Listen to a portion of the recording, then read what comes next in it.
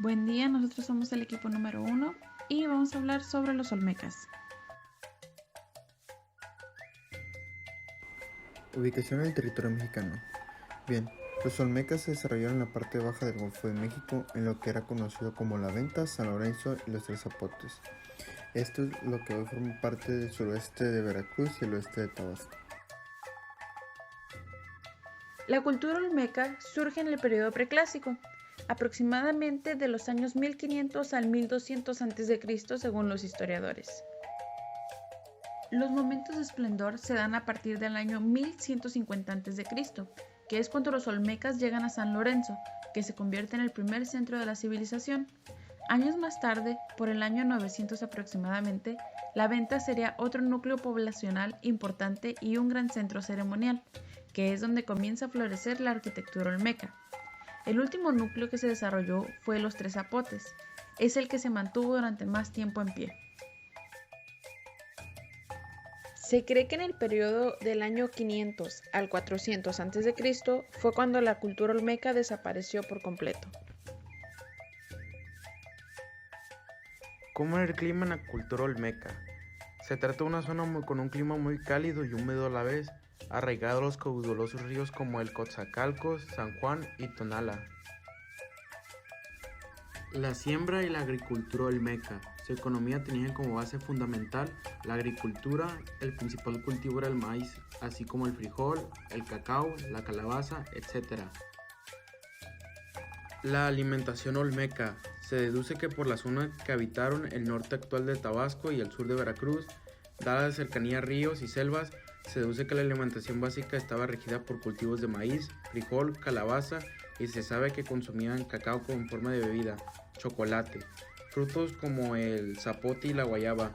Muy probablemente también consumieron aves silvestres, mariscos, peces y animales como el manatí, pejalagarto propios de su territorio.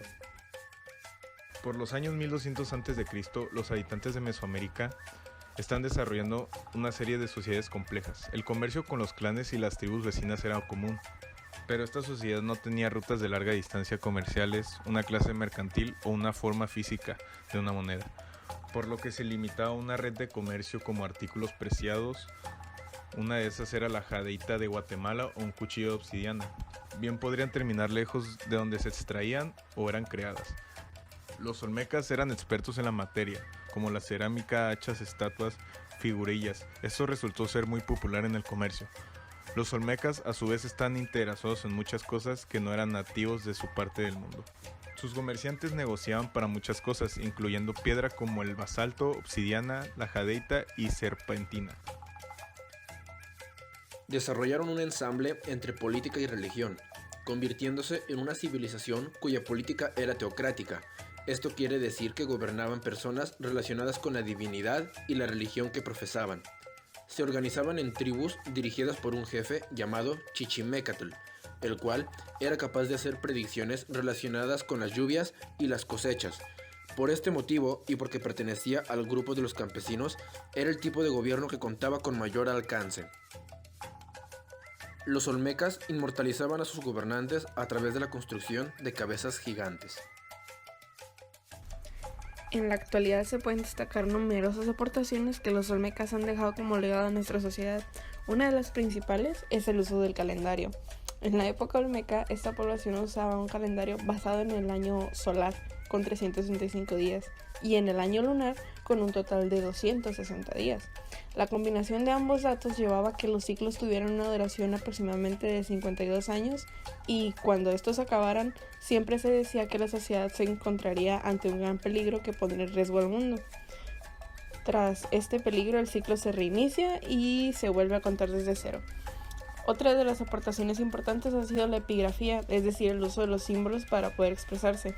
De hecho, fueron los primeros en comer el fruto del cacao, o lo que es lo mismo del chocolate.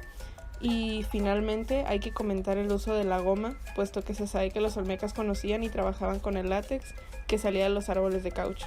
Bueno, por nuestra parte es todo, agradecemos su atención.